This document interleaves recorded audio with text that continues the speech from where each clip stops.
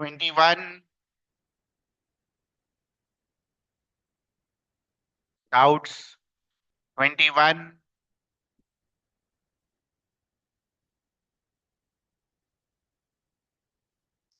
22, जो भी डाउट्स होगा पूछना है, सवाल इसी में से आएगा, एक भी नहीं होना चाहिए गलत। 22,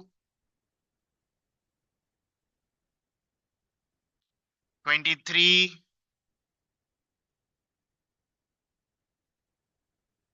23, 24, 24, 25, 25, 26, 26, 27,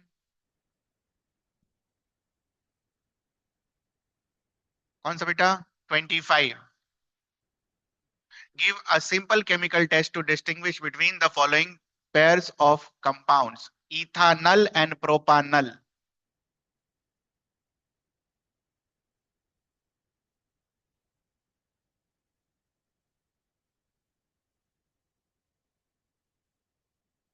तो पहले इथानल और प्रोपानल बना लेंगे हम। बनाया आपने? एकदम स्टेप बाय स्टेप चलना। प्रोपानल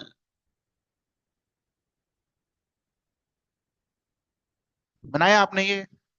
ethanol and propanal. Now we read this. Aldehyde के लिए कौन कौन सा टेस्ट रीड किया हमने? जैसे जैसे दिमाग में चलना चाहिए एकदम वैसे वैसे चल रहे हैं हम। फेलिंग्स, तो ये तो दोनों में ही हो जाएगा, दोनों एल्डिहाइड है। इसके बाद आपको एक चीज सिखाई गई थी,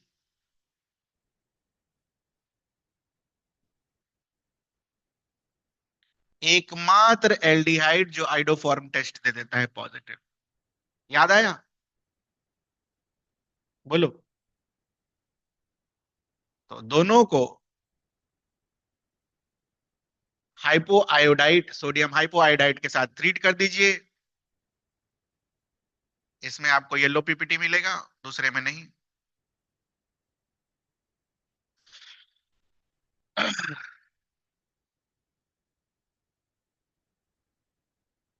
CH3 बाहर हो जाता है ना।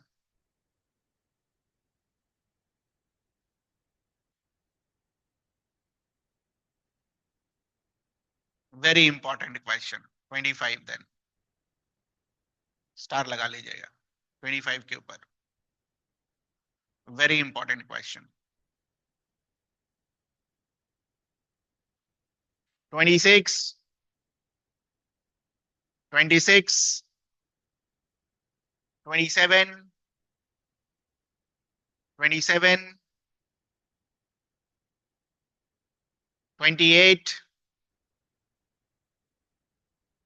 28, 29, 29, 30, 30, 31,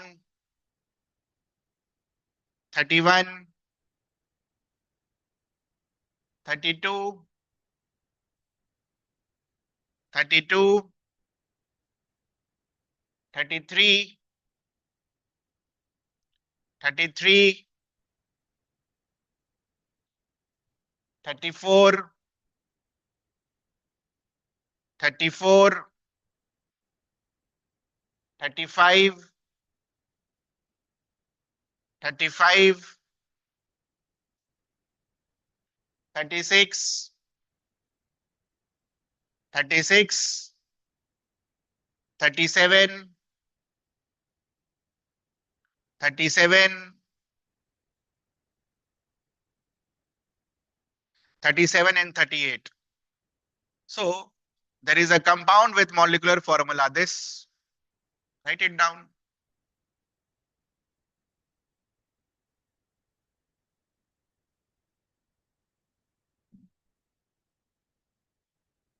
reduction with डाइबाल H, what is डाइबाल H, बनेगा एल्डिहाइड, ठीक है, गिव्स अ कंपाउंड B, इतना तो श्योर है कि दिस इज एल्डिहाइड। और श्योरिटी के साथ it gives positive Tollens test but does not give iodoform test, which मतलब व्हाट, एल्डिहाइड है लेकिन CH3 वाला एल्डिहाइड नहीं है। ये समझ में आता है आपको, ये बताइए।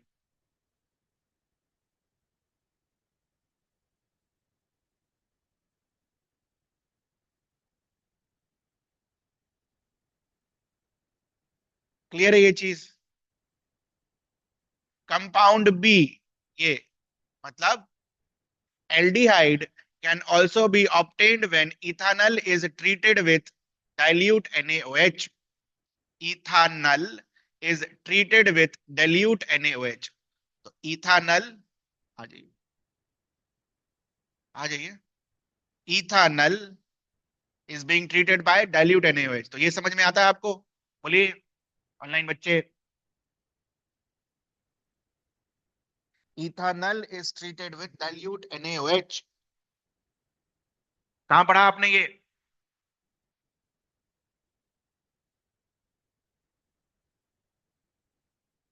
Where did you read this? Ethanol with dilute NaOH, कहां पढ़ा? रिएक्शन का नाम बताइए लिखकर जल्दी से।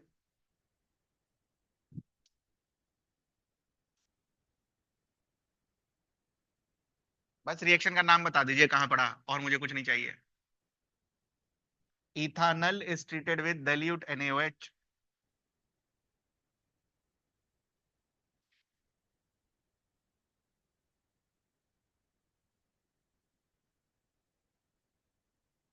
नहीं, हमने एल्डिहाइड के रिएक्शन में दो तरीके के बेस हमेशा यूज किए, एक dilute NaOH वाला, एक कंसंट्रेटेड NaOH वाला। मैंने आपको ये बाद में लिखवाया भी था।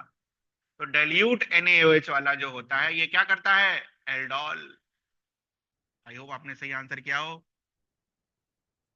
Very good, aldol condensation. तो अगर हम इसका एल्डोल बनाएं, एल्डोल प्रोडक्ट कैसे बनाते हैं?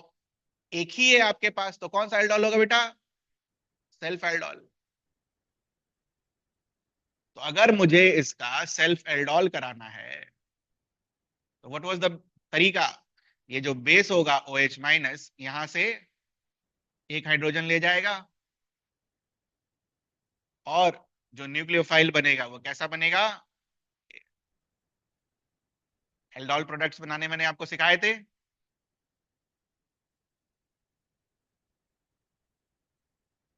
और ये वाला इसके ऊपर जाकर अटैक करेगा, कैसा दिखेगा ये? CH2, C double bond OH, और CH3।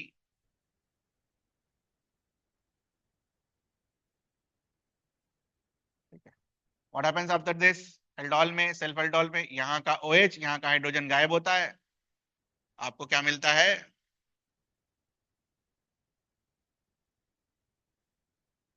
मिल गया B। This is your B। ठीक है, अब हमें इस B को इससे बनाना है, C4H5N से। तो C4H5N को अब बनाने की कोशिश करो। एक, दो, तीन और चार, एक N है। N वाले कंपाउंड्स तुमने कौन कौन से पढ़े हैं बेटा? एक अमाइड पढ़ा है, अमाइड तो ऐसा आता है, और एक नाइट्राइल पढ़ा है आपने। नाइट्राइल कैसा आता है? CN वाला। तो यहां पर CN वाला लगाने की कोशिश करो, C4H5N। उसके बाद एक डबल बॉन्ड है, एक डबल बॉन्ड बनाओ और बाकी की वैलेंसी सेटिस्फाई कराओ। इस तरीके से सोचकर ये वाला सवाल बनेगा। ये रहा आपका A।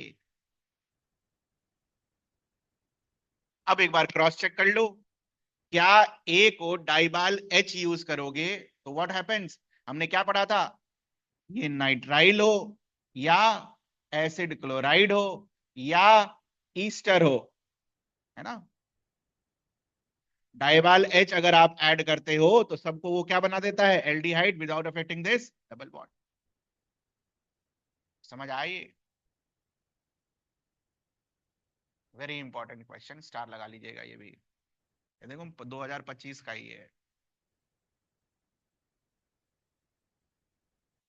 जिसने भी ये डाउट पूछा था, ये क्लियर है आपको?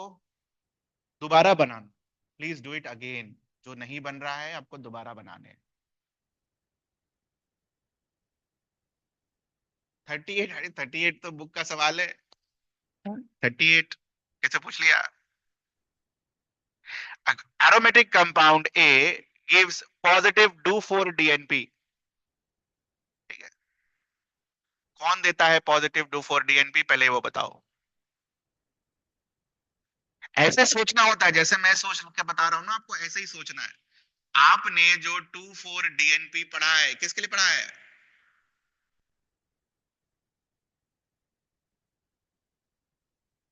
तो पहली बार क्या पता चला? ये जो एरोमेटिक कंपाउंड है या तो एल्डिहाइड है या तो ketone. It gives yellow ppt of compound B on treatment with sodium hypoiodite. कहां पढ़ा आपने? Haloform reaction. Means what? जो कंपाउंड है हमारा वो कैसा की,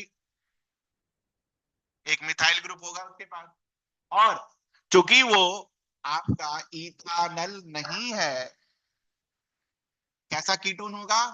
it will be a methyl ketone. एक ही एक्सेप्शन है ना एल्डिहाइड का। हमने 2,4-DNP टेस्ट से क्या पता क्या, या तो ये एल्डिहाइड होगा या तो कीटोन होगा। फिर दूसरा वाला आयोडोफॉर्म टेस्ट से क्या पता किया? मिथाइल कीटोन होगा। मिथाइल कीटोन क्यों? क्योंकि एल्डिहाइड जो होता है, सिर्फ एक एल्डिहाइड आपका आयोडोफॉर्म टेस्ट देता है, CH3CHO। लेकिन ये तो है नहीं, यहाँ तो कार्बन का मॉलिक्यूल कितना है, 8। इसका मतलब ये तो नहीं होगा। Which means what? जो आपको दिया गया है aromatic compound, that is what? Methyl ketone.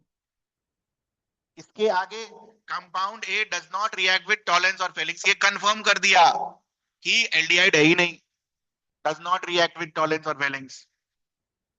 ठीक है, फिर और कंफर्मेशन दिया, ड्रास्टिक ऑक्सीडेशन। तो ड्रास्टिक आपने किसमें पढ़ा, एल्डिहाइड में? अब ये एरोमेटिक कंपाउंड बनाने की कोशिश कीजिए। एरोमेटिक कंपाउंड में आपने ये चेन तो पहले ही पढ़ा है, तो C6H5 वैसे ही आ गया। क्या बनाना है हमें? C8H8O का एक मिथाइल कीटोन।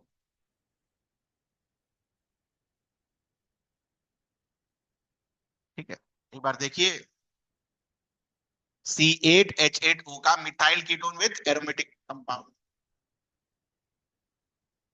ये रहा आपका आंसर। बुक में भी है ना, एनसीईआरटी में बुक में यहाँ दिया हुआ है। सेम सवाल, दोबारा पढ़िएगा। अब आपको लगा होगा मैंने एक्सप्लेनेशन फास्ट दे दिया है, इसीलिए मैं बता रहा हूँ, दिख के दिखा रहा हूँ कहां पर है एनसीईआरटी में। ये रहा।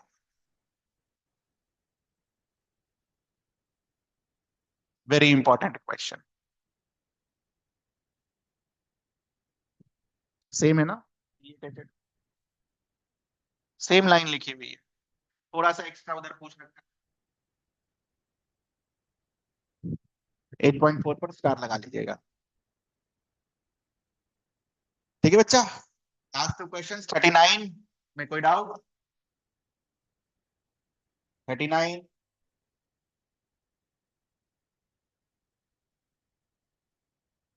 39,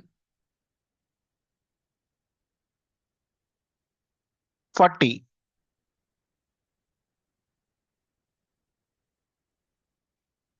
40।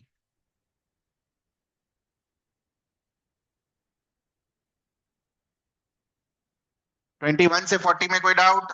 21 से 40, 21 से 40 में कोई डाउट?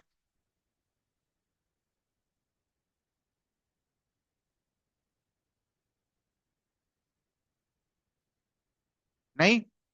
होमवर्क लिख लीजिए फिर। 41 to 60।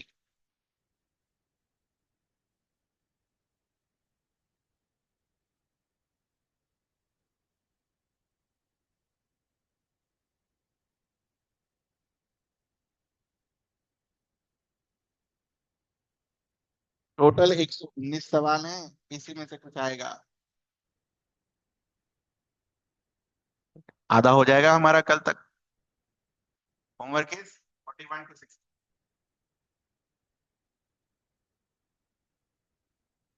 कल डिस्कशन होगा।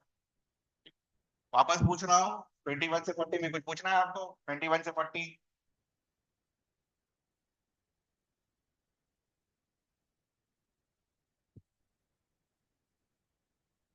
नहीं, चलिए आगे।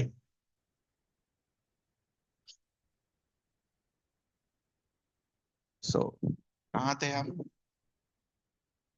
We were in topic carboxylic acid. Carboxylic acid में हमने फिजिकल प्रॉपर्टीज तक सारा कर लिया था। Now we have to start with chemical reactions. Note करेंगे अब हम।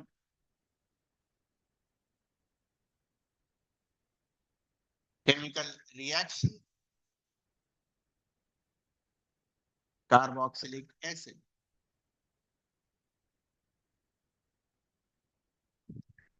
हमेशा की तरह जो भी चीजें हमें पढ़नी होती है, मैं आपको एक साथ सब बना के दे देता हूं, ताकि आपका रिवीजन में सब कुछ आसानी।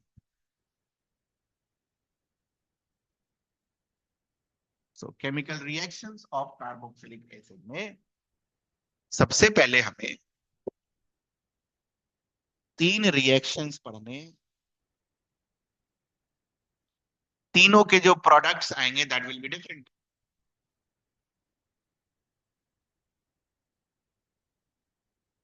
ठीक है, एक बार मेटल यूज करेंगे, एक बार स्ट्रॉन्ग बेस यूज करेंगे, एक बार माइल्ड बेस यूज करेंगे।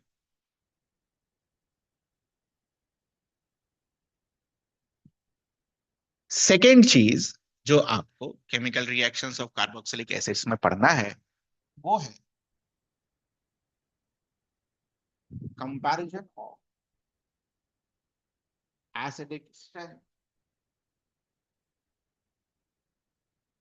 ठीक है, ये जो कंपैरिजन हम करेंगे, it will be done on the basis of pKa values. क्या होता है ये सब पढ़ना है हमें। ऑलरेडी ये इक्विलिब्रियम वाले चैप्टर में आपने क्लास 11 में पढ़ा होगा, पीकेए वैल्यूज। इसके बाद एक स्पेसिफिक टॉपिक दे रखा है इसके अंदर कि compare the acidity of phenoxide ion,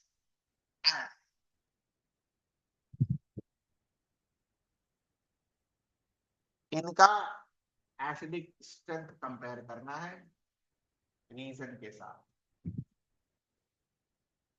ठीक है, उसके बाद चौथा टॉपिक जो इसके अंदर है, वहां पर आपको ये पढ़ना है इलेक्ट्रॉन डोनेटिंग ग्रुप और electron withdrawing group,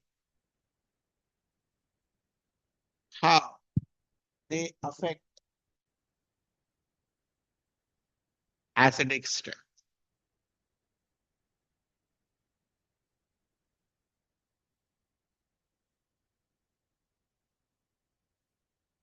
next, memorisation वाली चीज, रटने वाली चीज। एक ऑर्डर होगा एसिडिक स्ट्रेंथ का, वो रटने वाला। तो ये पांच टॉपिक मिलाकर, पांच सब टॉपिक्स मिलाकर पूरा ये वाला सेक्शन कंप्लीट होता है। ये इस सेक्शन में ये पांच चीजें हमने पढ़नी है। ठीक है,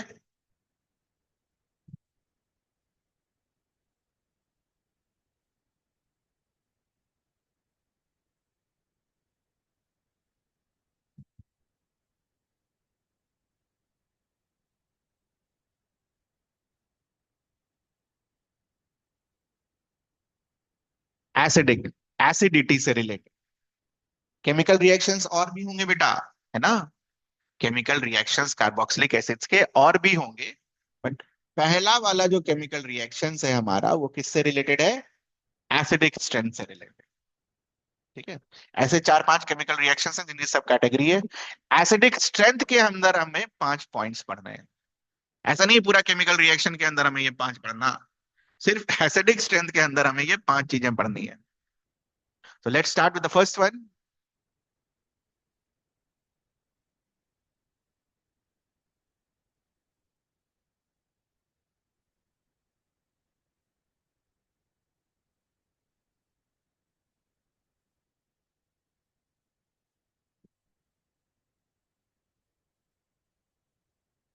reaction with metals and alkalis. अब ये वाला जो पोर्शन है, ये आपने 10 में भी पढ़ा है। क्या पढ़ा है आपने 10 में? Acid on reacting with metals gives you, बोलो क्या मिलता है? हाइड्रोजन गैस और सॉल्ट। याद हो तो, 10 में पढ़ा है सब आपने, 8 में भी है। एग्जाम्पल, RCOOH एसिड है, सोडियम मेटल है, you will get RCOO minus Na plus, salt plus hydrogen gas.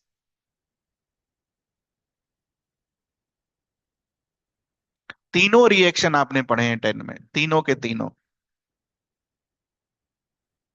Second reaction is acid plus base, ये तो याद होगा, gives you salt and water. Acid plus base gives you salt and water.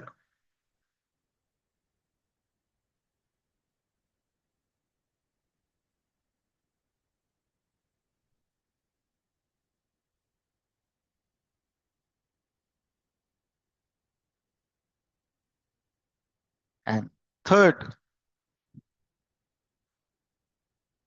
acid plus metal carbonates or metal bicarbonates gives you salt plus water plus CO2. Example,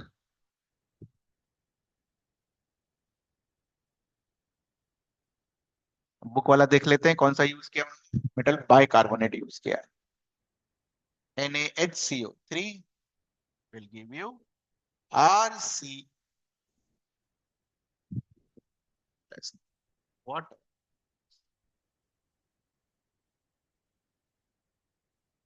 तीनों के तीनों class 10 में थे, तीनों, ऑल थ्री।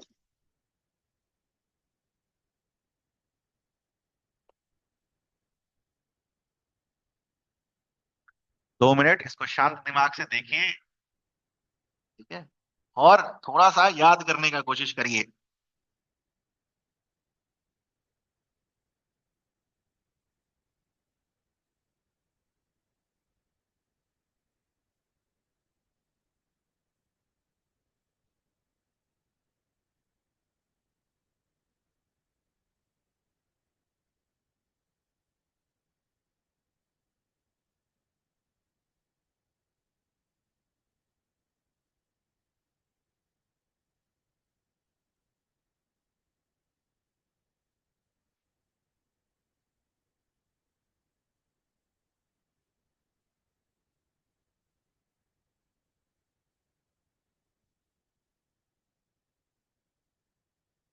ठीक है, तो ये तीन रिएक्शंस यहां पर दे रखे हैं, मार्क कर लीजिएगा बुक में। इंपॉर्टेंट चीज क्या है? Very important, again very important में नीचे लिखेंगे हम,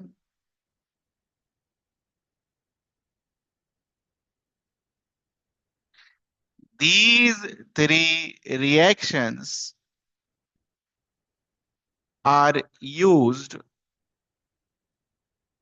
to distinguish या और to identify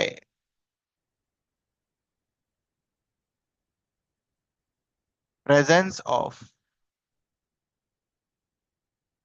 carboxylic acid in the given compound.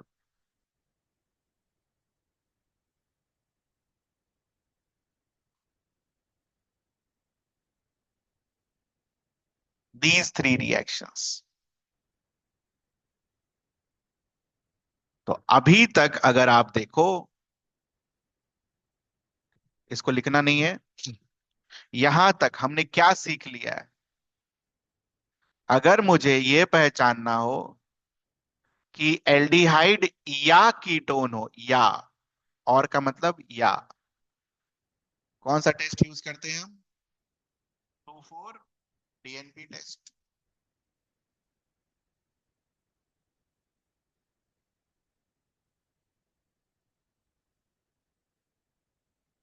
दोनों में से कोई एक है, ये पता करना है, तो हम क्या यूज करते हैं? टॉलेंस या फिर फेलिंग्स टेस्ट।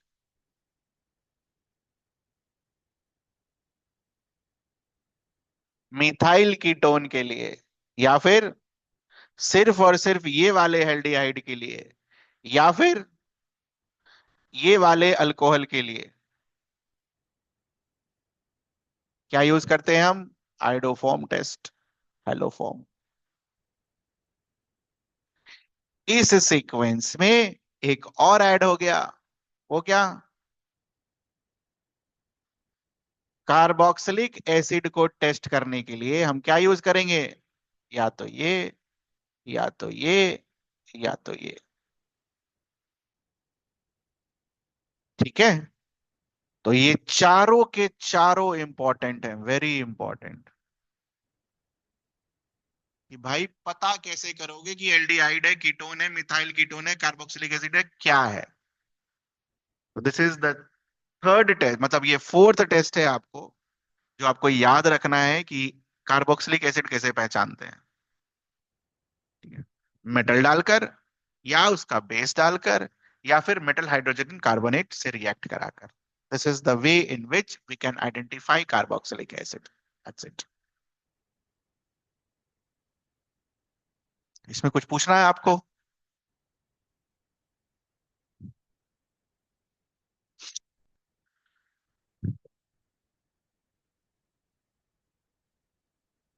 तो यहां हमारा जो पहला पार्ट है वो होता है कंप्लीट।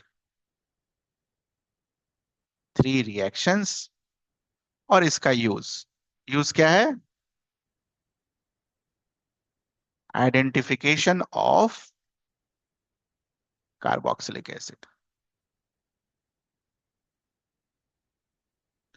बुक में मार्क कर लीजिए फटाफट। This reaction is used to detect the presence of carboxyl group in an organic compound.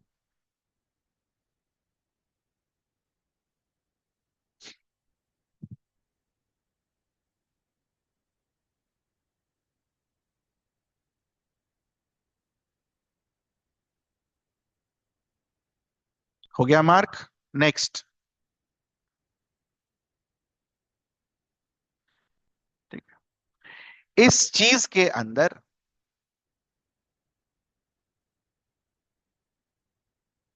आपको ये सिखाया गया है जनरली, पहले ये रुक जाओ, ये रुक जाओ।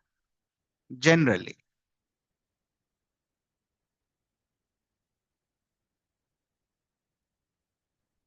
when an acid is dissolved in water,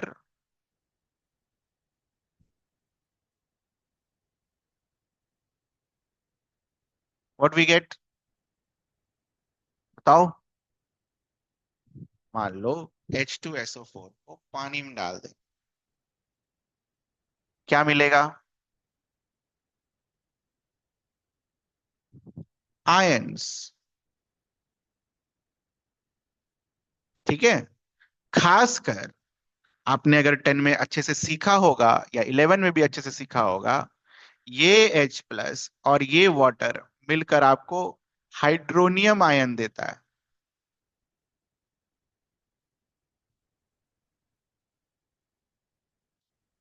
and reaction is in equilibrium. ये कहाँ लिखा हमने? From previous knowledge.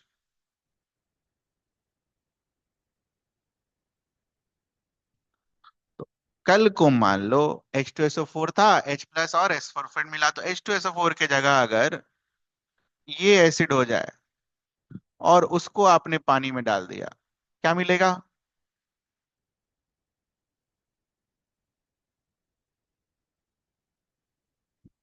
है तो एसिड ही। ये भी क्या देगा आपको? H plus. H2O के साथ रिएक्ट करके क्या मिलेगा? H3O plus. और इसका क्या बनेगा? आयन। सेम। एक नेगेटिव आयन, एक positive ion. Now since the equation is in equilibrium, तो इसके लिए एक इक्विलिब्रियम कांस्टेंट दिया होगा। चलिए लिखिए इसका वैल्यू क्या आएगा। How we will write equilibrium constant for this reaction? Again from previous knowledge.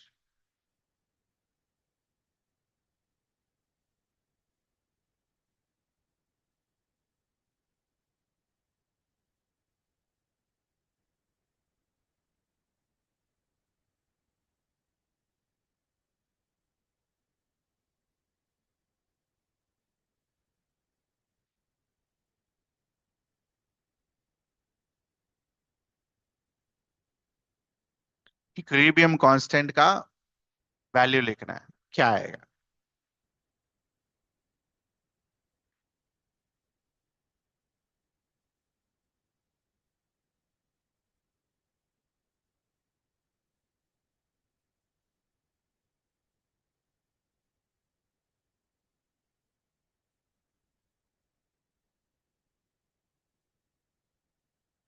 हो गया ऑनलाइन बच्चों आप लोगों से?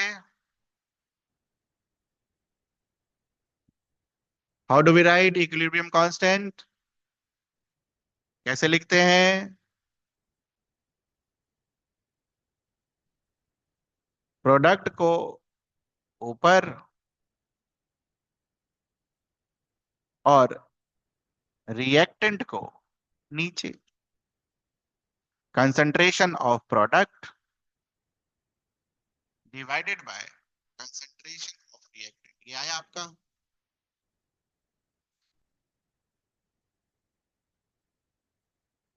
This is how K equilibrium is written for any reaction. Now, फिर से एक प्रीवियस नॉलेज।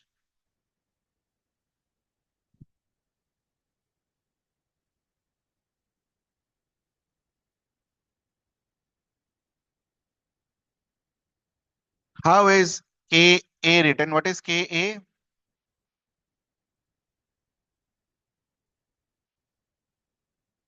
हाउ? अरे तो Ka क्या होता है? What is Ka? ये तो इक्विलिब्रियम कांस्टेंट होता है। What is Ka?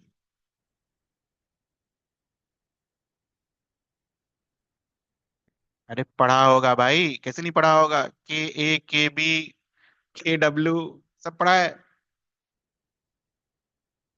What was Ka? मुझे Ka से मतलब है।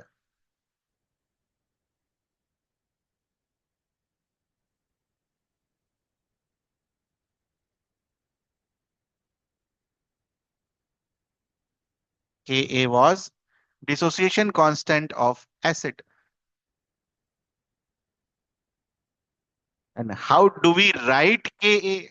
Ka को लिखते कैसे हैं?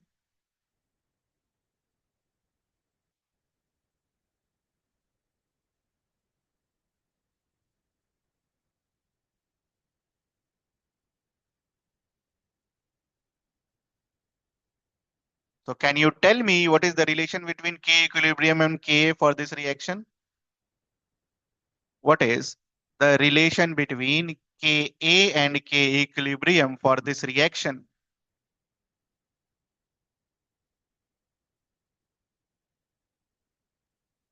मैथ सही है कंप्लीटली।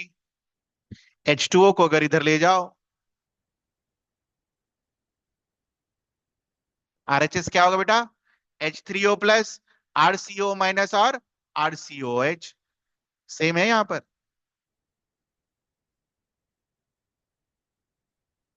तो K equilibrium into H2O will give you what? दिख रहा है?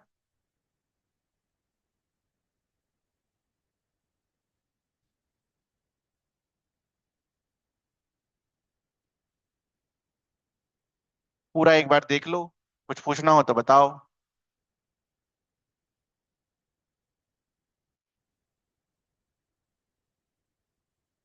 सबसे पहले ये दिमाग में रखना है, इक्विलिब्रियम कांस्टेंट और एसिड डिसोसिएशन कांस्टेंट दोनों अलग अलग होते हैं। ये 11 में सीखा होगा आपने, इसलिए इसके डिटेल में अभी हम नहीं जाएंगे। कैसे लिखते हैं ये भी सिखाया गया होगा आप, इस तरीके से लिखते हैं। इक्विलिब्रियम कांस्टेंट के केस में सारे रिएक्टेंट और सारे प्रोडक्ट को हम डाल देते हैं, but when we write dissociation constant of an acid we only use the reactant and the ions, not water. This is the actual difference between both of them. और ये चीज आपके बुक में भी दे रखी है, कोई भी चीज बुक के बाहर हम नहीं पढ़ेंगे। ठीक है, तो मार्क करिए बुक में।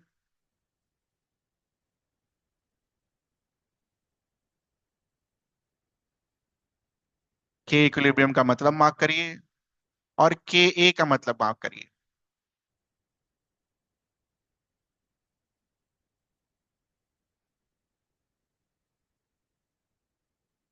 ठीक है, तो जो लोग भी यहाँ पर क्लास 11 में भी क्लास किए हैं उनके लिए होमवर्क है, आज के आज घर जाकर इक्विलिब्रियम वाला चैप्टर निकालेंगे और के इक्विलिब्रियम कैसे लिखते हैं, के ए कैसे लिखते हैं, के बी कैसे लिखते हैं और के डब्ल्यू जब पढ़ोगे तो चारों ही पढ़ लेना। इसके अलावा पी के ए क्या होता है, पी के बी क्या होता है, पी के डब्ल्यू क्या होता है और पी एच क्या होता है, ये भी पढ़ जाना साथ में, रिवाइज हो जाएगा। और ज्यादा से ज्यादा 45 मिनट्स टू 60 मिनट्स, इससे ज्यादा समय नहीं देने का। ठीक है, तो क्लास के बाद घर पर ये पढ़िएगा और उसके बाद जो फिर क्लास में पढ़ाया उसको रिवाइज करिएगा, तो फिर चीजें याद हो जाएंगी। नेक्स्ट, फिर से एक previous knowledge.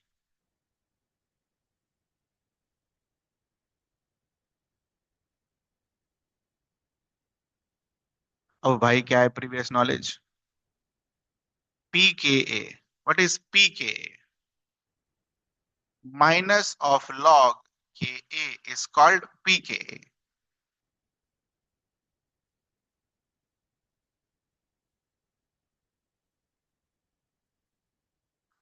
Minus of log Ka is called pKa.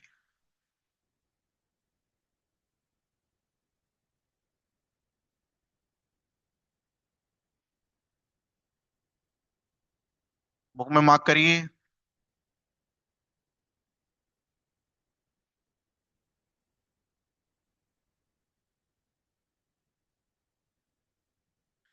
ठीक है, यहां तक पहुंचने के बाद नाउ द थ्योरी बिगिंस। सारा प्रीवियस नॉलेज खत्म, theory.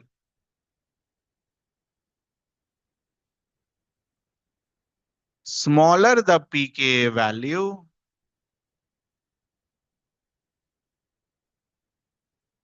stronger the acid.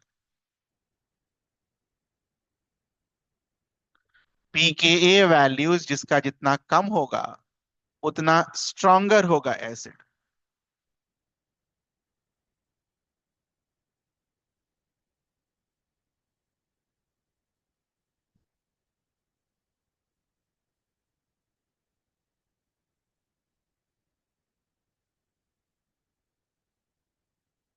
Question, compare the acidic strength of this, ये रहा pKa values.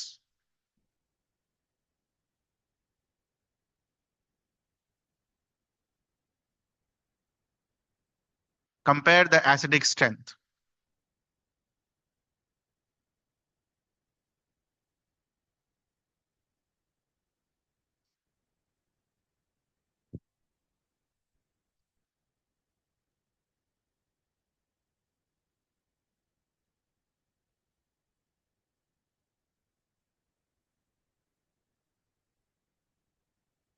Done. So smaller the pKa value, stronger the acid. The smallest is this, largest is this. This will be your order. Now, the book says this value is for trifluoroacetic acid. Second value is for benzoic acid. And third value is for acetic acid.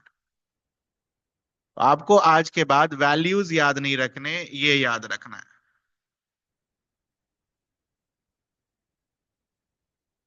और इसमें भी जो पहला वाला है, this is the strongest carboxylic acid.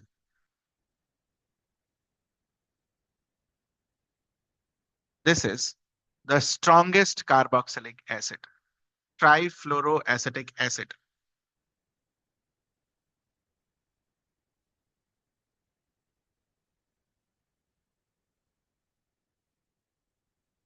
This is the formula for trifluoroacetic acid. लिखिए formula लिखिए, CF3COH. Write the formula for benzoic acid. और लास्ट वाला तो गलत नहीं होना चाहिए किसी का. Write the formula for acetic acid.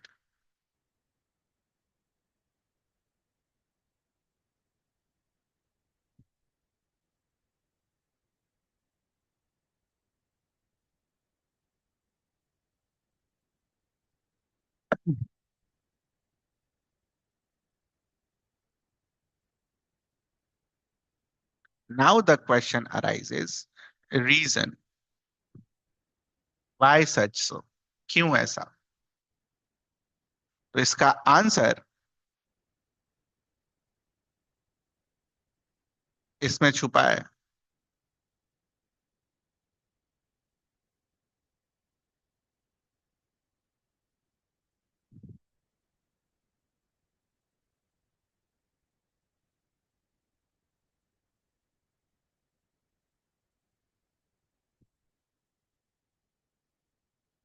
तो जब आप कार्बोक्सिलिक एसिड को वाटर में डालते हैं तो आपको क्या मिलता है? Carboxylate ion and hydronium ion. तो अगर ये एसिड है और ये कार्बोक्सिलेट आयन है तो ये एसिड का क्या होगा? Conjugate base.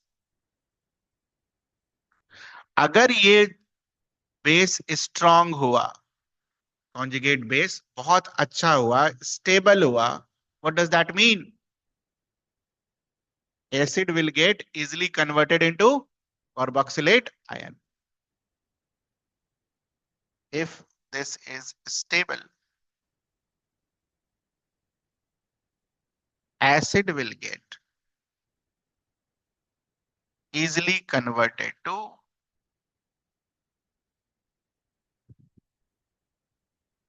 carboxylate ion.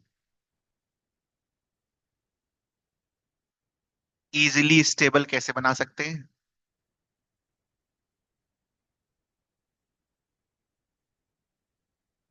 तो पहले कार्बोक्सिलेट आयन बनाएंगे, फिर उसको इजिली स्टेबल दिखाएंगे. कैसे होगा?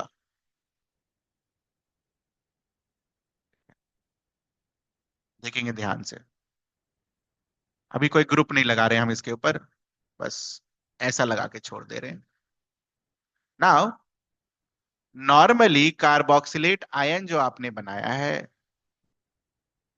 ये कैसे एग्जिस्ट करेगा? एक बार माइनस यहां है, इसका रेजोनेंस होगा.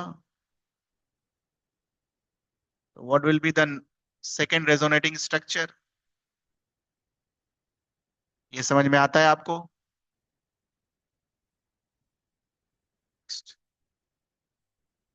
क्या आपको ये दिख रहा है? बोथ आर इक्विवेलेंट, एक जैसे हैं. What does this mean equivalent resonating structure? Minus charge का जो डीलोकलाइजेशन हुआ है पहले वाले केस में किसके ऊपर है? ऑक्सीजन एटम के ऊपर। और दूसरे वाले केस में भी किसके ऊपर है?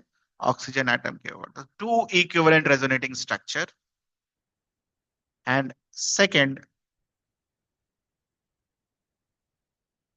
minus charge is on more electronegative atom.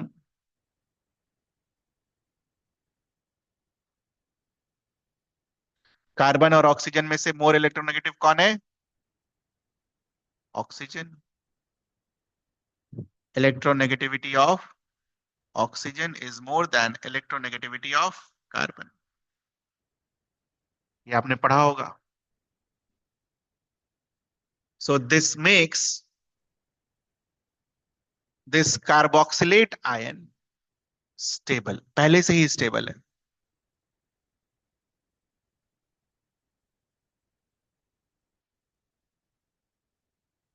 Now इसको और स्टेबल अगर बनाना है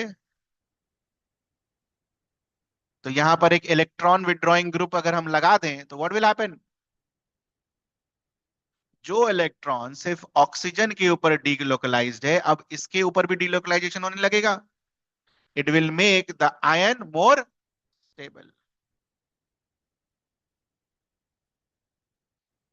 और यही अगर आप इसके ऊपर इलेक्ट्रॉन डोनेटिंग ग्रुप लगा दें तो ये इलेक्ट्रॉन डोनेटिंग ग्रुप पहले से ही इलेक्ट्रॉन है और इलेक्ट्रॉन देगा इसको। Electron donating group will make it what? Less stable.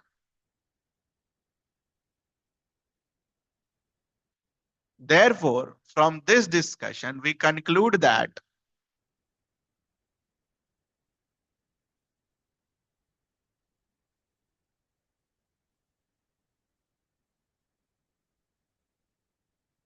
makes an acid stronger. And on the basis of this conclusion, अब बताओ बच्चा,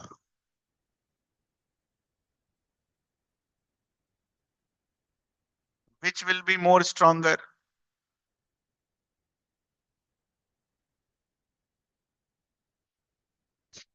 Fluorine being highly electronegative क्या करेगा? इलेक्ट्रॉन डेंसिटी को अपनी तरफ खींचेगा। H ना ही के बराबर है, जीरो, कुछ नहीं कर रहा है। Which will be stronger? The first one. First one.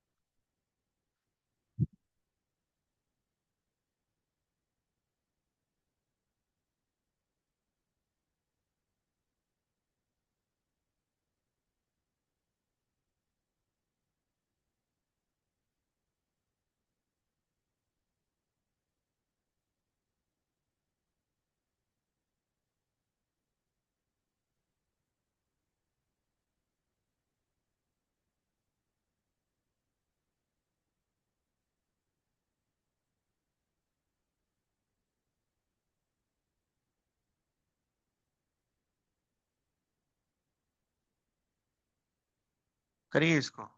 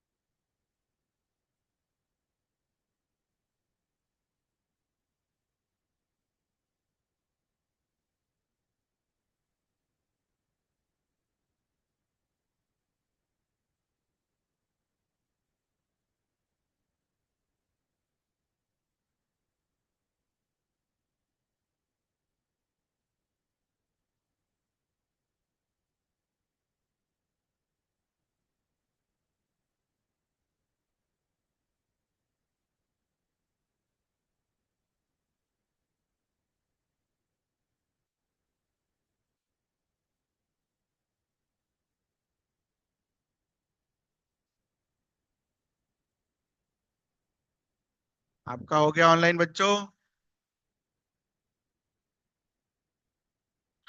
बोलिए, ऑर्डर बोलिए। पूरा ड्रॉ करने का जरूरत नहीं है, एबीसी के टर्म्स में आंसर करिए जल्दी से।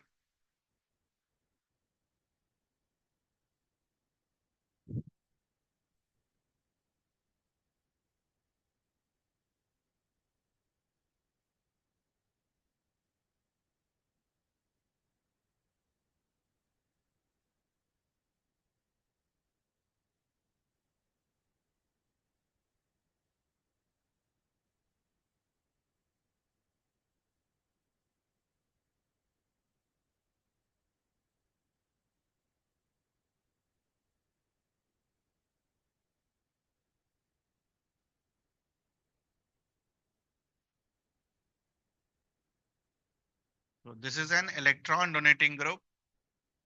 This is an electron withdrawing group. यहाँ no group. So the highest acidic character will be in that this one. ये आया आपका answer.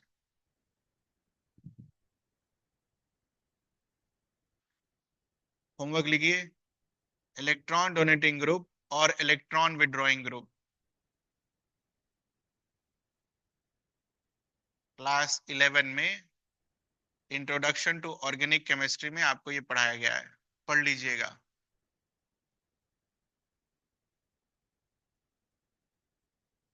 What are electron donating groups, what are electron withdrawing groups, resonance वाले topic में कहीं पर होगा, पढ़ लीजिएगा।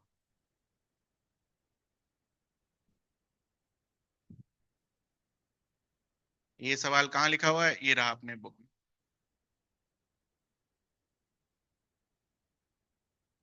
ठीक है, चलो नेक्स्ट है। ये जो जैसे आपने CF3 और CH3 वाला जो हमने यहाँ कंपेयर किया, तो फ्लोरीन लगाकर कंपेयर किया, तो स्ट्रॉन्गेस्ट वगैरह किसके केस में आएगा उसका ऑर्डर वो याद करना, मार्क करिए।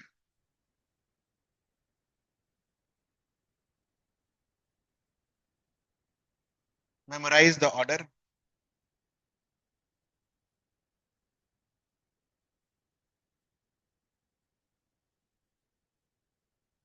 इंक्रीजिंग एसिडिटी ऑर्डर, मतलब अगर मान लो किसी कंपाउंड में CF3 लगा हुआ है और किसी कंपाउंड में Br लगा हुआ है, तो कौन वाला ज्यादा होगा? CF3 वाला। किसी कंपाउंड में फ्लोरीन लगा हुआ है और किसी कंपाउंड में पीएच लगा हुआ है, तो कौन ज्यादा एसिडिक होगा? फ्लोरीन वाला। ठीक है, तो फ्लोरीन और पीएच वाला एक क्वेश्चन लिख लेते हैं हम यहाँ पर अपने नोट्स में।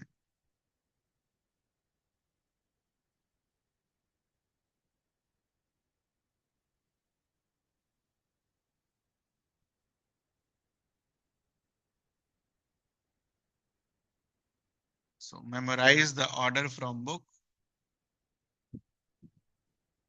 अज्यूमिंग कि यू हैव मेमोराइज्ड, मान के चलते हैं कि आपने याद कर लिया हो, वो ऑर्डर बुक खोल कर रखिएगा, इसको कंपेयर करके बताइए।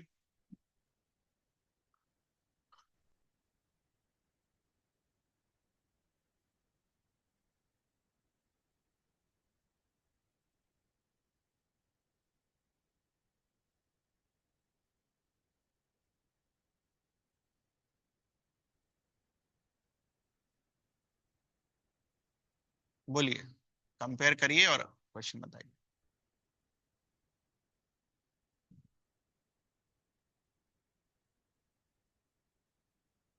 Chlorine acetic acid, chlorine acetic acid, bromine को acetic acid and Ph, cis pH.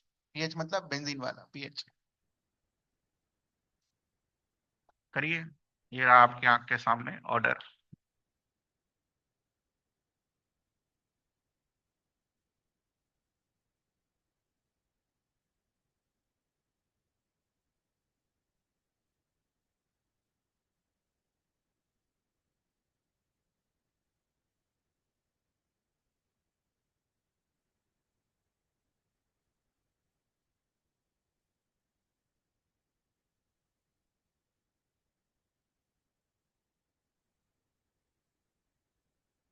Done. Answer match करिए। तो fluorine, chlorine, bromine, iodine. Fluorine का सबसे ज्यादा, फिर क्लोरीन का, फिर ब्रोमीन का, और लास्ट में पीएच। ऑर्डर विल बी, ये आया आपका आंसर।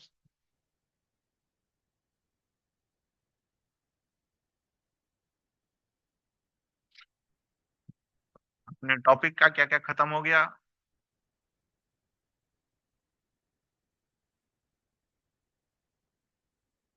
ये हो गया, ये हो गया, और ये ऑर्डर रटने वाला, घर पे रट लीजिएगा। बच गया phenoxide ion versus carboxylate ion. इसमें भी ज्यादा कुछ है नहीं, आसानी है। अच्छा, ये डोनेटिंग ग्रुप वगैरह सब कहाँ पढ़ाया? यहाँ पढ़ा हुआ है, मार्क कर लीजिएगा बुक में।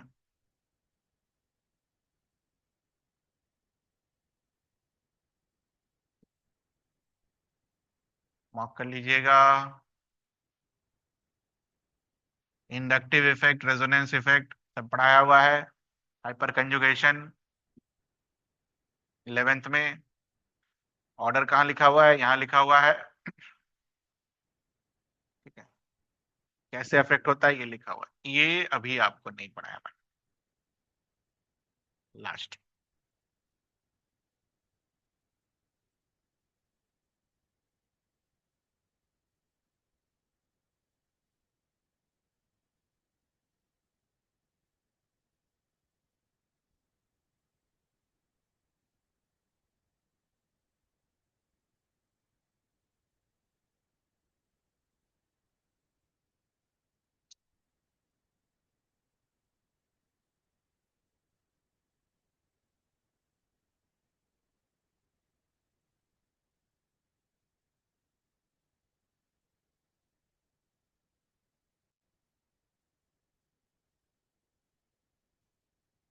Phenoxide ion versus carboxylate ion. Previous chapter में आपने फिनॉक्साइड आयन पढ़ा, दोबारा से एक बार कर देते हैं आपके लिए।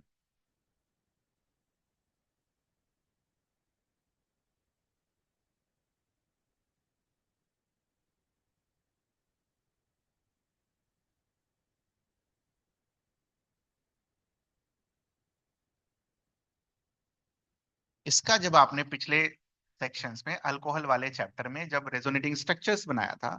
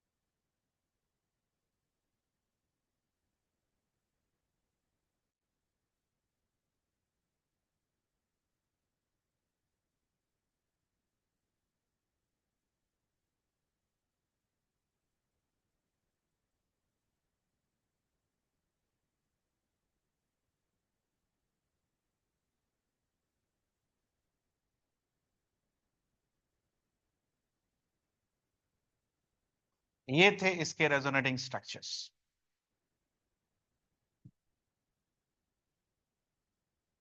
जल्दी से बनाइए खुद से।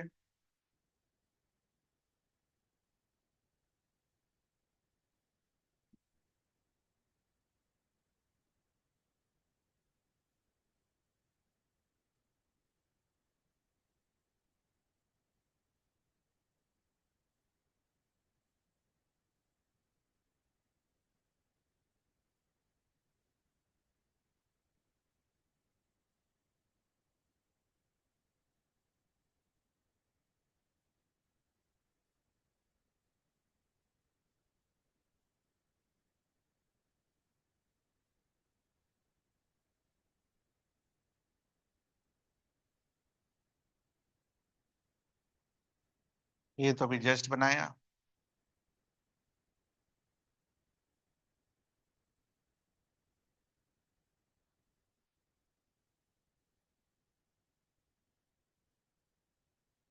नाउ जब मैं ये आपको अल्कोहल वाले चैप्टर में पढ़ा रहा था, तब मैंने आपको वहां पर क्या लिखाया था,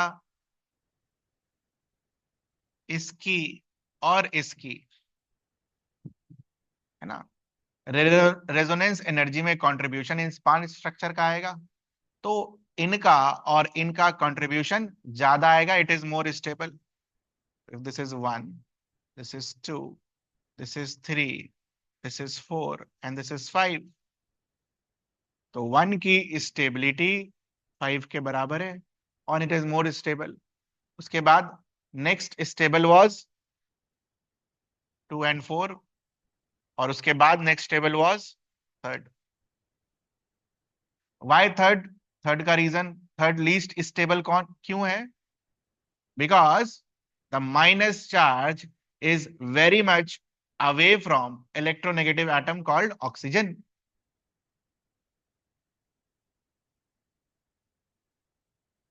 And what is the reason behind 1 and 5? 1 और 5 ज्यादा स्टेबल क्यों है 2 और 4 से? Because 1 के केस में minus charge is on more electronegative atom oxygen, और 2 के केस में माइनस चार्ज किसके ऊपर है? Less electronegative atom called carbon.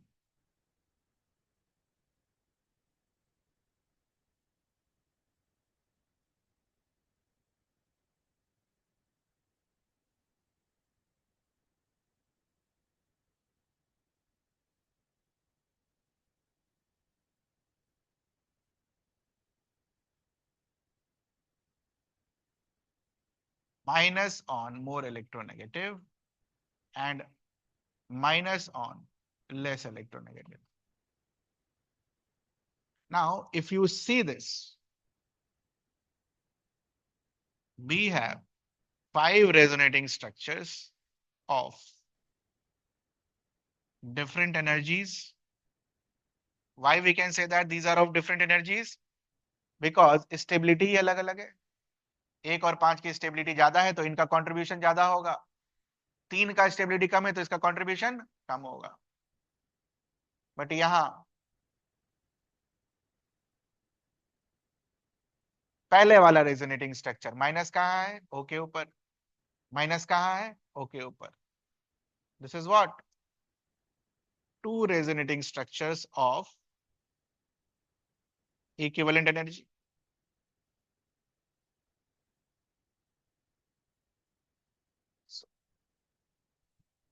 Two resonating structures of equivalent energies make this carboxylate ion more stable. This is the first reason.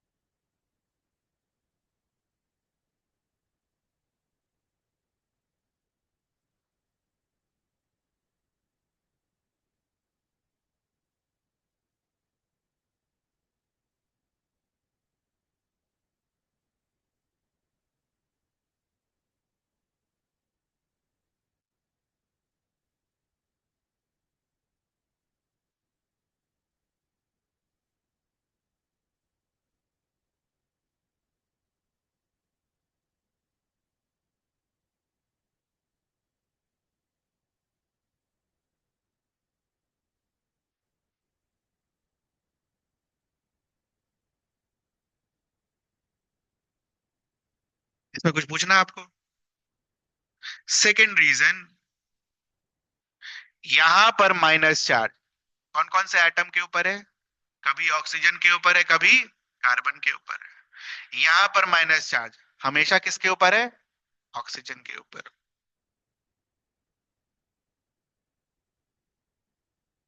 In carboxylate ion,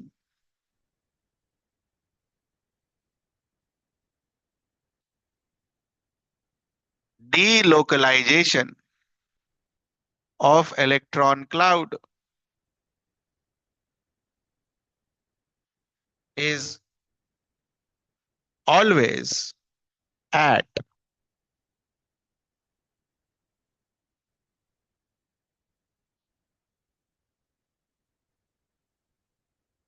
more electronegative atom, that is oxygen. But in case of phenoxide ion, the delocalization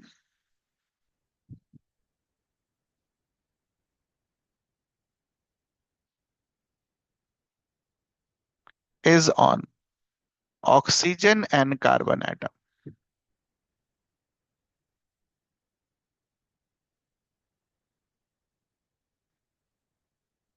Therefore, carboxylate ion stable. Therefore, carboxylate ion will be more stable. Therefore, carboxylate ion will be more stable.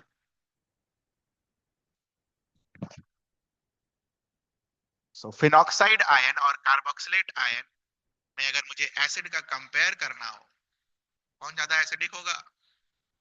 Carboxylic acid. Very important question again.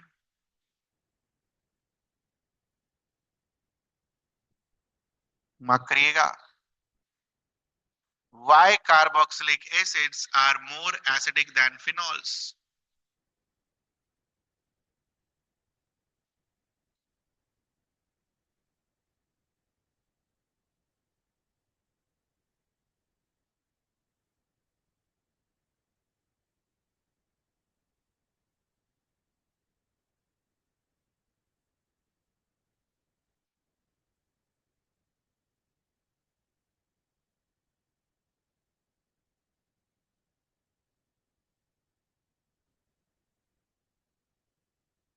तो जो मैंने आपको कहानी बताई book में कहाँ लिखा हुआ है वो भी मार्क कर लीजिए. This is your first point in your book. यहाँ लिखा हुआ है. And this is the second point. Delocalisation कहाँ हो रहा है?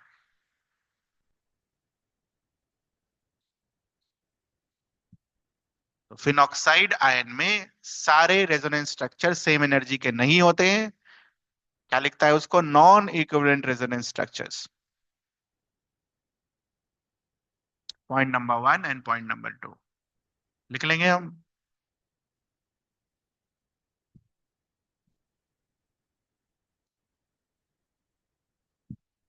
तो इसको कंप्लीट करते ही ये हो गया हमारा. डन. तो पूरा एक बार एसिडिक स्ट्रेंथ का पन्ना पलट जाइए. कुछ पूछना हो तो बताइए.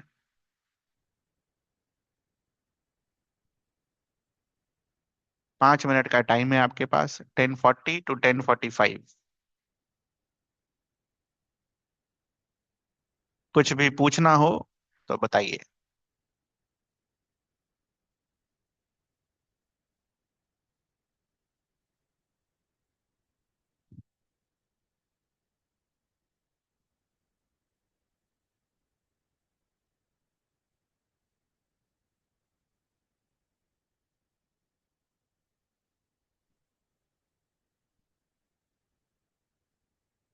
क्योंकि एनसीईआरटी के बाहर हम कुछ पढ़ नहीं रहे हैं बेटा, तो बहुत कम समय लगेगा ये सब चैप्टर कंप्लीट करने में.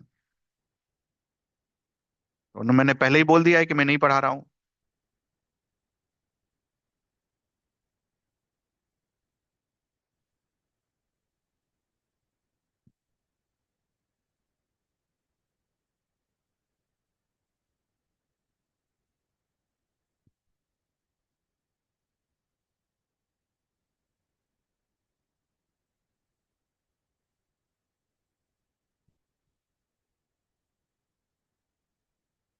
आराम से देख लीजिए. कोई डाउट हो तो बताइए.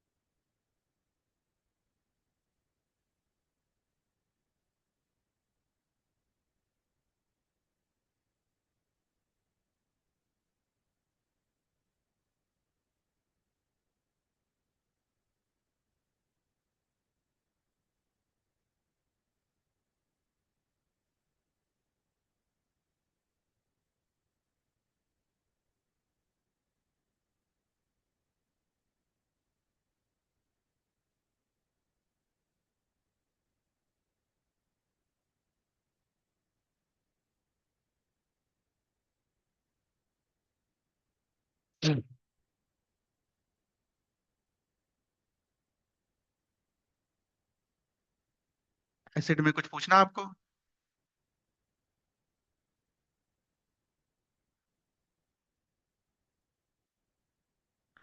Next is reaction involving cleavage of COH bond, मतलब ये वाला।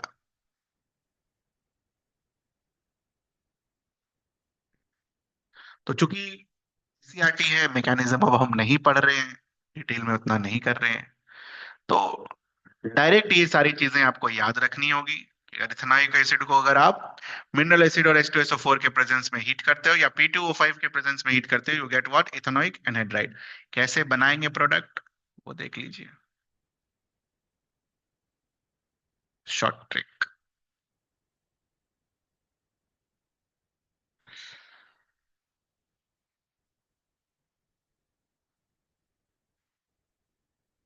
दो इथेनॉइक एसिड लिखिए और एक वाटर गायब कर दीजिए। जो बचा उसको जोड़ दीजिए।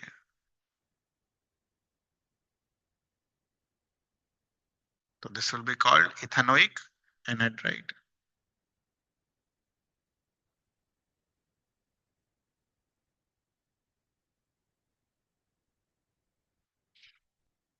This is how we do it.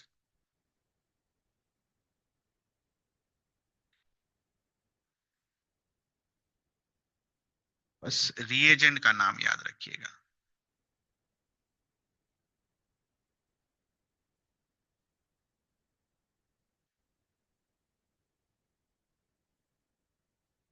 ये मेमोराइज करना है।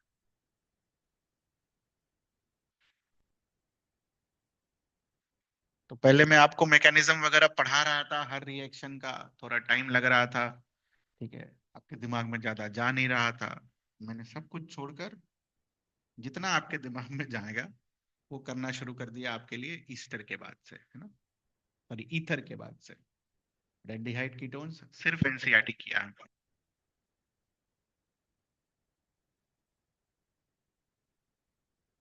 ठीक है।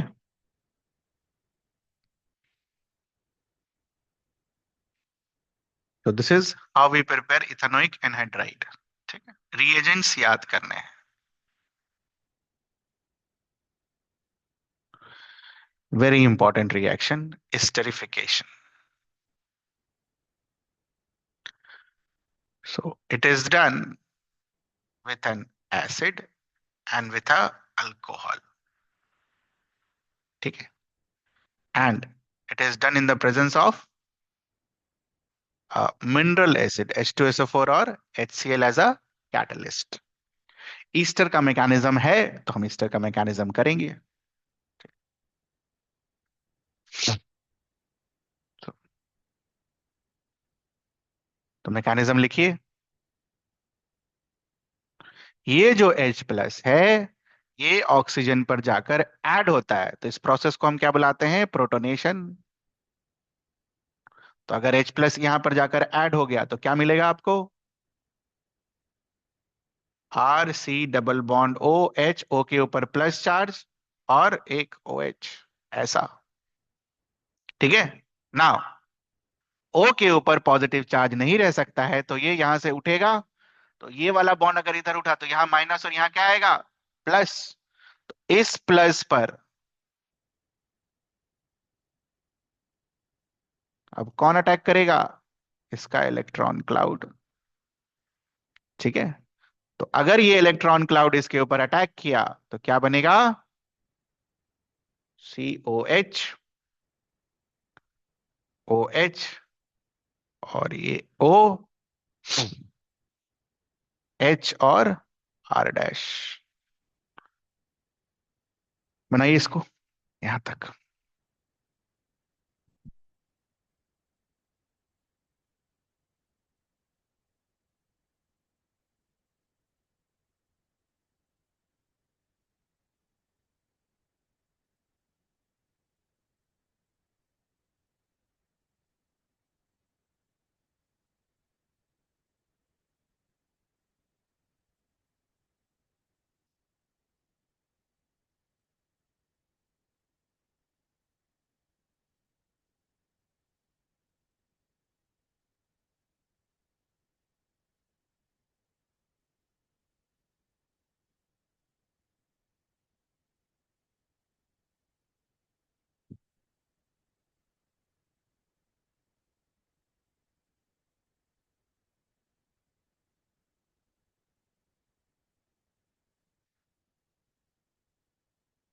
हो गया?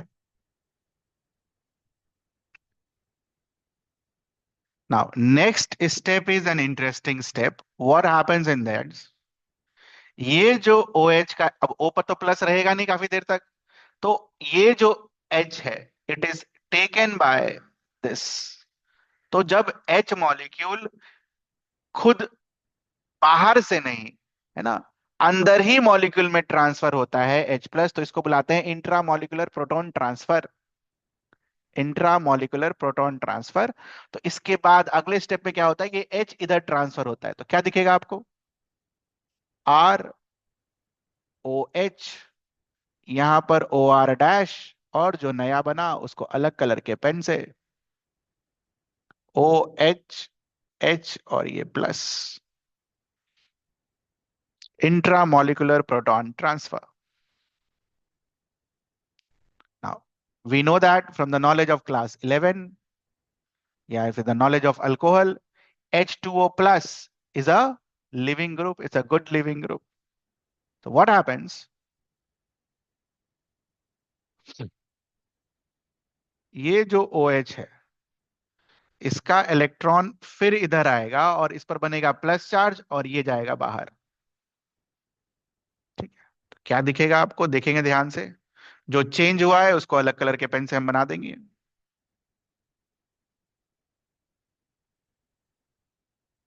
ऐसा.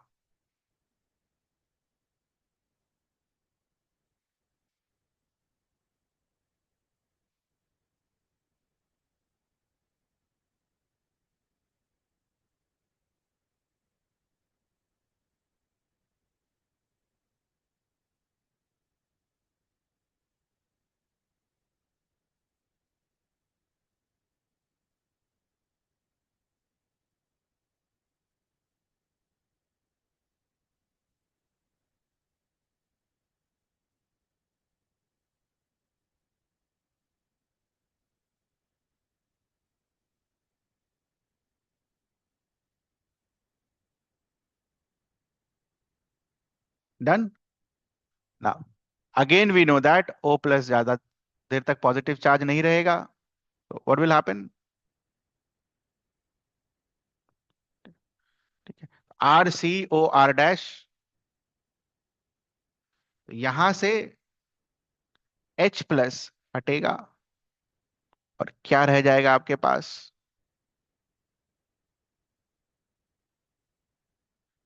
ठीक है, अलग क्या बना था?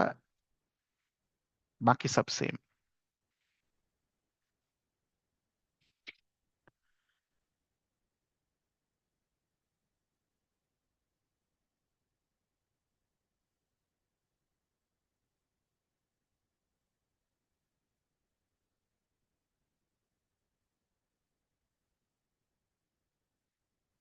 ठीक है, तो मैकेनिज्म चूंकि बुक में है तो आपको पढ़ने के जाना होगा.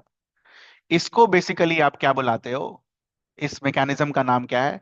Nucleophilic acyl substitution. मार्क करिए बुक में, न्यूक्लियोफिलिक असाइल सब्स्टिट्यूशन.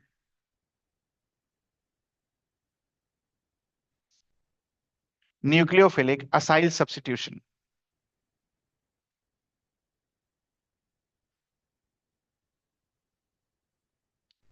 इस प्रोसेस में, इस जो भी आपके एनसीईआरटी में दे रखा है, दो सवाल इसमें और हैं. वो क्या? ये जो H प्लस यहां जाकर अटैच हुआ उसकी वजह से क्या होता है, तो वो एक बार देख लीजिए. Suppose I have a compound like this, and I have a compound like this. तो we have already let that कि ऑक्सीजन बीइंग मोर इलेक्ट्रोनेगेटिव, ऐसा कुछ डेवलपमेंट होगा. कार्बन पर कैसा चार्ज आएगा? Partial positive charge. नाउ इस केस में देखना ध्यान से, ऑक्सीजन तो पहले से ही इलेक्ट्रोनेगेटिव है, तो ये तो इसके ऊपर आ ही रहा होगा. पॉजिटिव चार्ज ऑक्सीजन पेयर होने के कारण ये और इलेक्ट्रॉन कार्बन का खींचेगा अपनी तरफ. डिफरेंस दिख रहा है आपको? अगर और इलेक्ट्रॉन कार्बन का अपनी तरफ खींचा, तो carbon will be what, more positive charge, and therefore more prone to nucleophilic attack. तो प्रोटोनेशन क्यों होता है ये क्लियर है आपको? मार्क करिए इसको भी। Protonation of carbonyl oxygen activates the carbonyl group towards nucleophilic addition of alcohol. ये है फंक्शन प्रोटोनेशन का। इट एक्टिवेट्स, एक्टिवेट्स कैसे हुआ ये दिखा आपको इस तरीके से।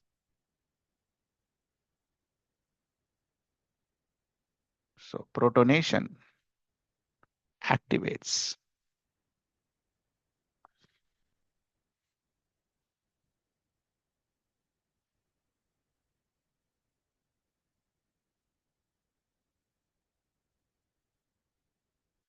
which is the nucleophile। तो आपने इलेक्ट्रॉन किसका यूज किया? अल्कोहल का यूज किया। तो न्यूक्लियोफाइल मेरे लिए क्या होगा? इलेक्ट्रॉन। न्यूक्लियोफाइल का वैसे भी मतलब क्या होता है? Nucleus loving, positive charge loving. तो पॉजिटिव चार्ज लविंग कौन होगा? जिसके पास नेगेटिव चार्ज होगा या फिर इलेक्ट्रॉन पेयर होगा, लोन पेयर। तो यहां पर alcohol is behaving as what? Nucleophile.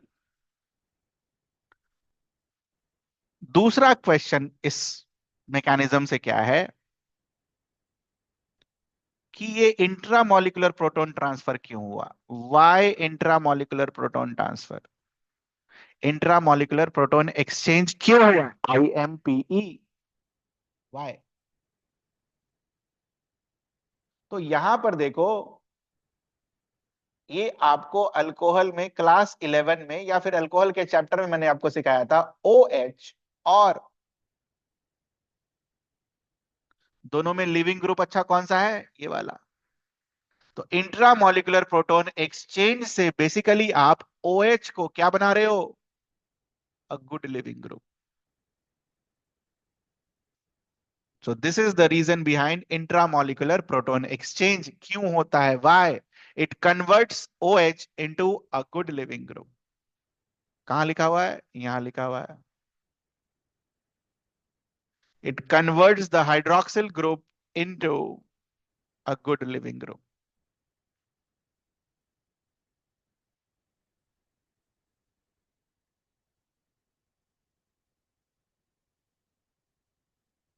It converts the hydroxyl group into a good living group.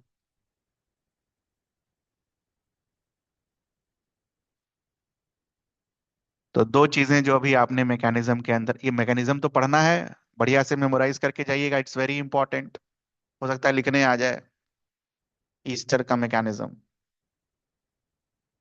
So now the question is कि ये मैकेनिज्म में पहला, और इसमें जो दो क्वेश्चंस हमने करे, प्रोटोनेशन क्यों होता है और इंट्रामोलिकुलर प्रोटॉन एक्सचेंज क्यों होता है, इन तीन में कोई डाउट है आपको? Now the shortcut.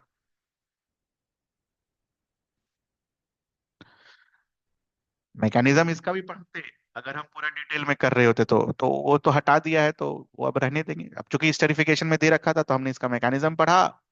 तरीका यही होना चाहिए था, मैकेनिज्म पढ़ेंगे, शॉर्टकट करेंगे। तो अब जो मैकेनिज्म नहीं है सो नहीं है। लिखिए इसको इस तरीके से। ये रहा एसिड, ये रहा आपका अल्कोहल।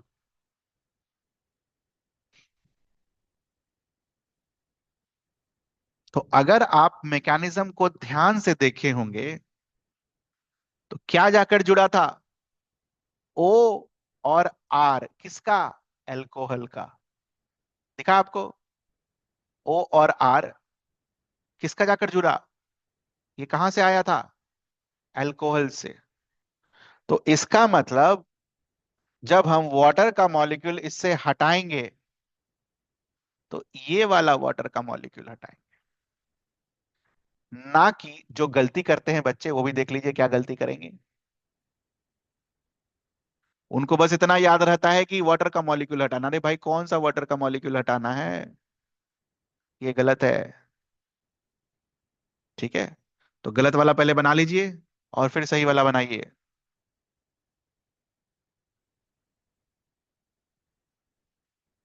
This is shortcut. ऐसे ही आंख बंद करके थोड़ी ना सब कुछ याद कर लेंगे। This one is correct.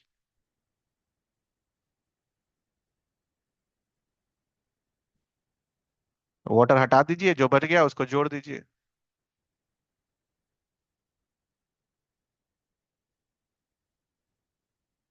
गलत वाला भी बनाइएगा ताकि आप गलती ना करें एग्जाम में।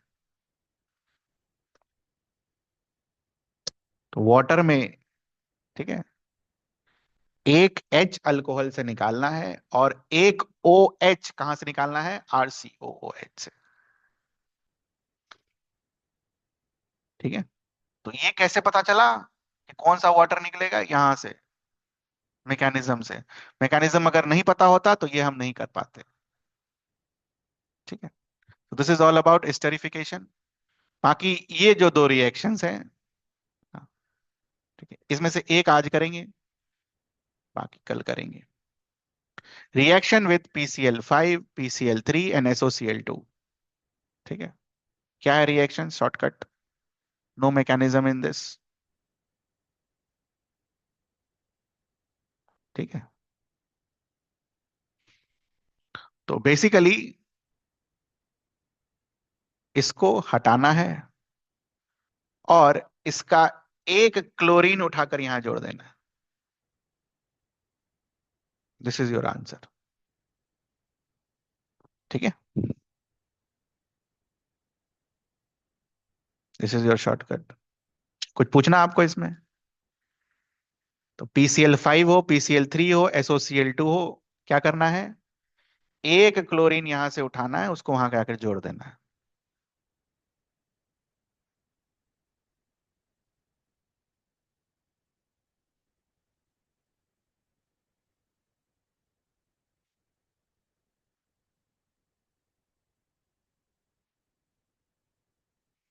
Now the question is, PCl5, PCl3 और SOCl2 में प्रेफर क्या करते हैं हम, SOCl2। Why do we prefer this, SOCl2? तो देखेंगे ध्यान से, जब SOCl2 के साथ अगर आप RCOOH को कंपाउंड बनाएंगे,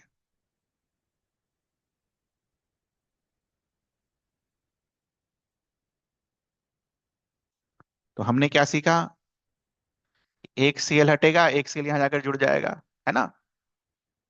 तो इसके बाद जो बाकी सारे कंपाउंड्स जो बनते हैं उसमें एक होता है SO2 और एक होता है HCl, दोनों गैसियस फेज में होते हैं। गैसियस फेज में होने के कारण ये आपके रिएक्शन मिक्सचर से क्या हो जाता है, एस्केप हो जाता है। तो आपको प्योर ये मिलता है, प्योर। बट बाकी दोनों के केस में इम्प्योर ये मिलेगा। इसके साथ ये भी मिलेगा, ये से मिलेगा, इसके साथ ये भी मिलेगा, बट इस केस में ये दोनों गैस के फॉर्म में होते हैं, इसीलिए रिएक्शन मिक्सचर से बाहर चले जाते हैं। तो you get this in pure form, pure form. Book में यहां लिखा हुआ है, मार्क कर लीजिएगा। Why thionyl chloride is preferred, why thionyl chloride is preferred.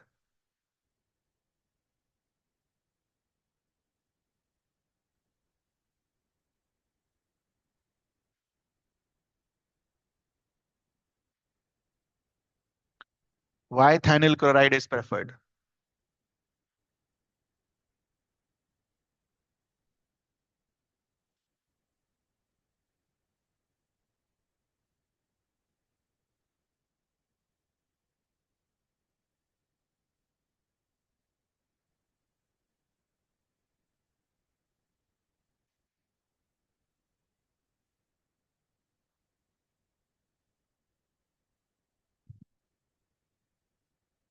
तो RCOCl को और क्या बुलाते हैं बेटा, what is the name, specific name given to this, acid chloride या फिर acyl chloride. So this could be a good way to prepare acid chloride. Good way to prepare acid chloride.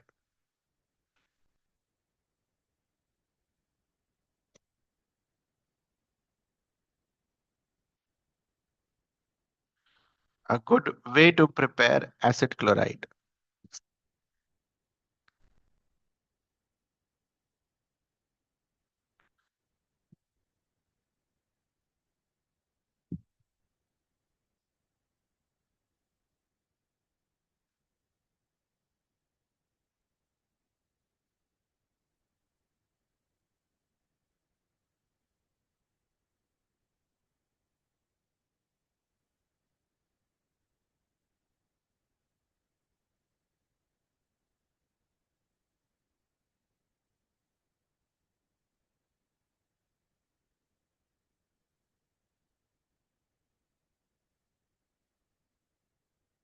Good way to prepare acid chloride.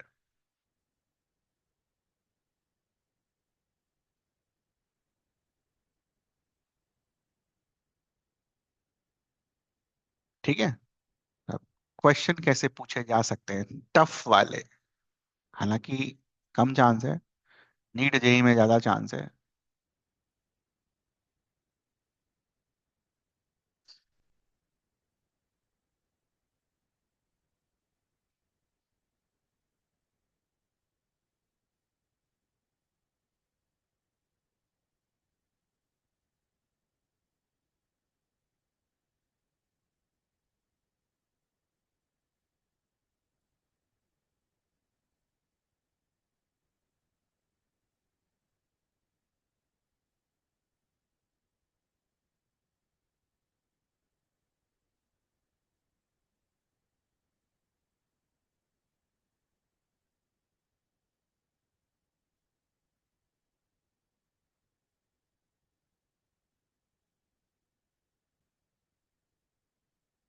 पहला वाला तो अभी just पढ़ा आपने।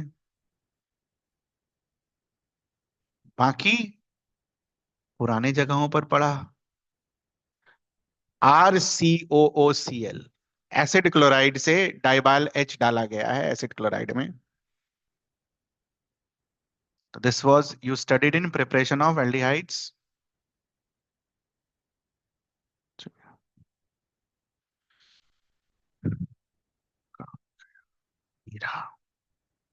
Acid chloride में जब आप डाइबाल एच बनाते हो तो क्या बनता है, एल्डिहाइड। या डाइबाल एच की जगह आपको लिख के देता है रोजनमंड H2 पैलेडियम BaSO4। है ना, एसिड क्लोराइड ही है ना, देख लो यहाँ पर। तो एसिड क्लोराइड में जब आप डाइबाल एच डालोगे तो यू गेट व्हाट, एल्डिहाइड। और what is this, ammoniacal silver nitrate, it's Tollens. And we know that Tollens reagent में क्या क्या कंपाउंड्स बनते हैं, RCO- है ना, प्लस Ag का precipitate plus water plus ammonia. ऐसे सवाल पूछे जा सकते हैं। सीबीएसई में तो कम चांस है, बट यहाँ तो जरूर। वो थोड़ा थोड़ा पढ़ाते पढ़ाते हो ही जाता है, ऐसा नहीं स्ट्रिक्टली सीबीएसई कैसे कर लेंगे। ठीक। तो ये तब हो पाएगा जब हमें रिएक्शंस रटा हुआ होगा। रटने का तरीका मैंने आपको सिखाया। मैंने आपको क्या बोला है कि बुक खोलिए, नोट्स नहीं, बुक खोलिए, और जिस ऑर्डर में रिएक्शन दे रखा है, जैसे कि अगर आपने पूरे किताब में अगर पहला रिएक्शन ये पढ़ा है, मान लो अगर हम प्रिपरेशन से स्टार्ट करें, from hydrocarbon, from oxidation of alcohol, ठीक है, तो इसी क्रम में आपको याद होने चाहिए। पहले ऑक्सीडेशन करा, फिर डिहाइड्रोजनेशन करा था, फिर हाइड्रोकार्बन से करा था, फिर सिर्फ एल्डिहाइड बनाने के लिए पहले एसिड क्लोराइड से रोजनमंड पढ़ा, रोजनमंड के बाद आपने स्टीफन रिडक्शन पढ़ा, फिर डाइबाल एच पढ़ा, उसके बाद आपने हाइड्रोकार्बन्स पर ये CrO2 Cl3 पढ़ा और CrO3 पढ़ा। ठीक है, साइड चेन क्लोरीनेशन में RMGX पढ़ा। ठीक है, उसके बाद गटरमैन कोच रिएक्शन पढ़ा। ठीक है, एसाइल क्लोराइड पढ़ा। तो ये अगर आपको याद रहेगा, रिएक्शंस, उसके बाद कैसे बना वो, उसके बाद फिजिकल प्रॉपर्टीज पढ़ा आपने, फिर आपने रिएक्शंस पढ़े, रिएक्शंस के अंदर क्या क्या पढ़े उस ऑर्डर में, सिर्फ ऑर्डर में। मैं बता रहा हूँ 90% of the work will be done, whether it's NEET, whether it is JEE, whether it is CBSE, कहीं पर भी। जैसे हमने अमोनिया के डेरिवेटिव्स पढ़े, तो ये डेरिवेटिव्स ऑर्डर में याद होने चाहिए। पहले H पढ़ा, फिर R पढ़ा, फिर OH, फिर NH2, फिर फिनाइल हाइड्राजीन 2,4-DNP, और फिर सेमी कार्बाजाइड।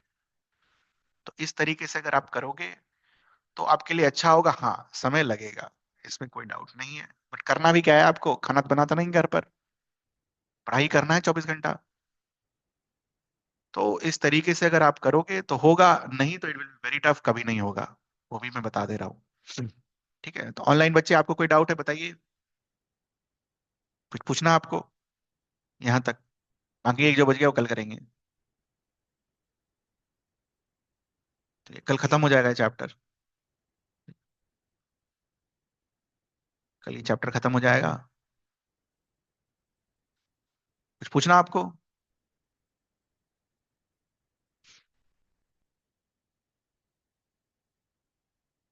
नहीं, चलिए। सो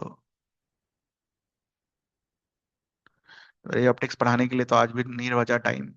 होमवर्क लिखो यार रे ऑप्टिक्स का।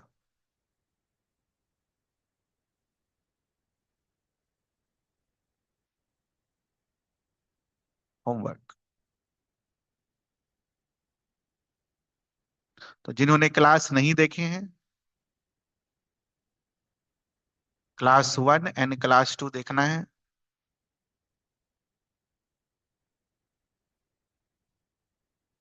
और क्लास 1 और क्लास 2 देखने के बाद उसके नोट्स करने हैं, और फिर मेमोराइज भी करना है।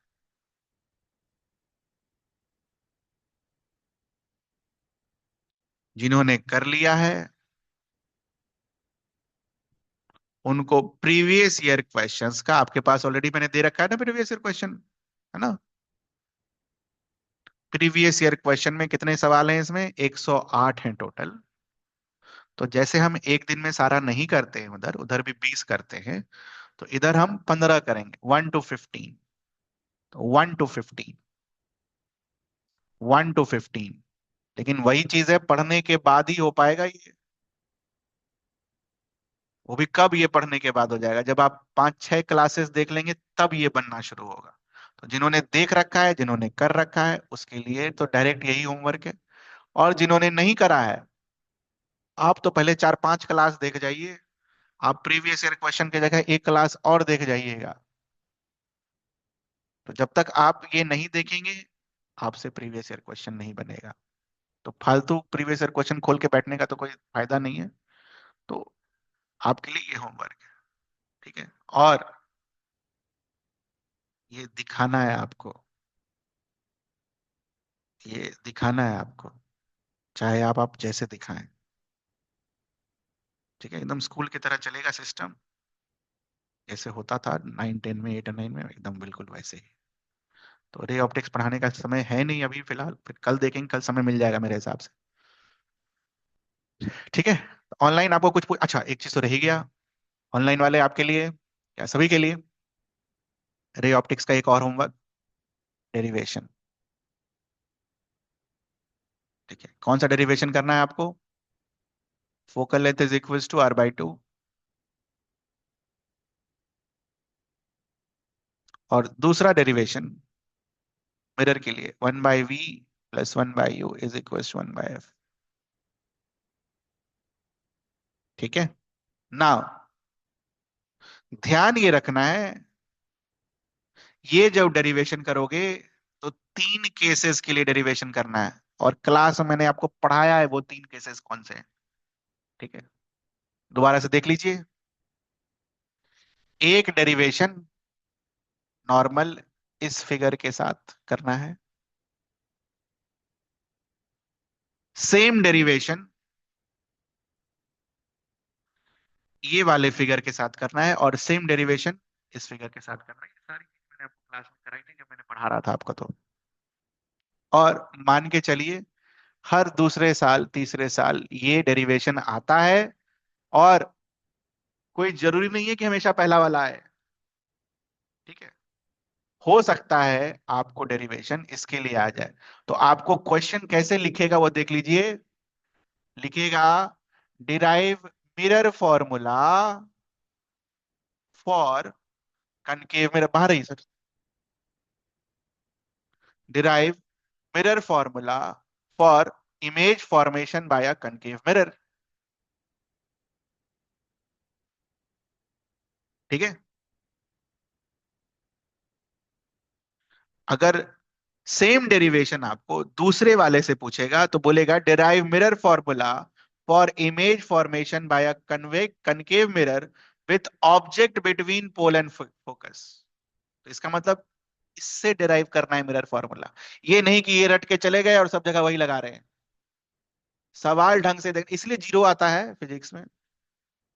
हम तो सब करके आए सर, मिरर फॉर्मूला डिराइव करके आए, हमको मिला जीरो। मिलना भी चाहिए जीरो।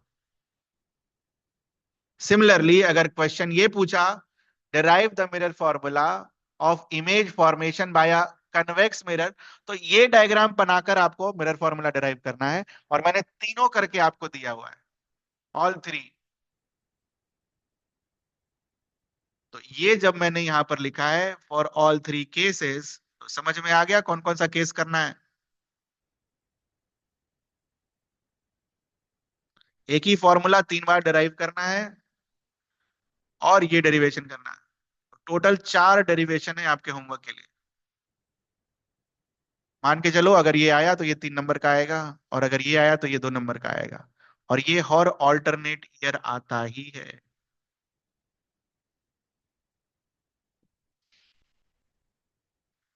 ठीक है। होमवर्क क्लियर है आपको? बैठ के होमवर्क बनाइए। कोई डाउट हो तो फिर मेरे कल से क्लास में पूछिए क्या है क्या नहीं। ठीक है, जा सकते हैं आप। ऑनलाइन आपको कुछ पूछना बेटा, किसी को भी? आपसे बिना पूछे बंद कर दिया मैंने। ऑनलाइन में किसी को कुछ पूछना है? नहीं? तो दो होमवर्क है, केमिस्ट्री के 20 सवाल, प्रीवियस ईयर क्वेश्चन के 15 सवाल, डेरिवेशन के 4 सवाल। और कोशिश करना थ्योरी भी पढ़ जाना। थ्योरी जो है आपके नोट्स बढ़िया से पढ़ जाना। ऐसे नहीं नंबर आएगा। जा सकते हैं आप।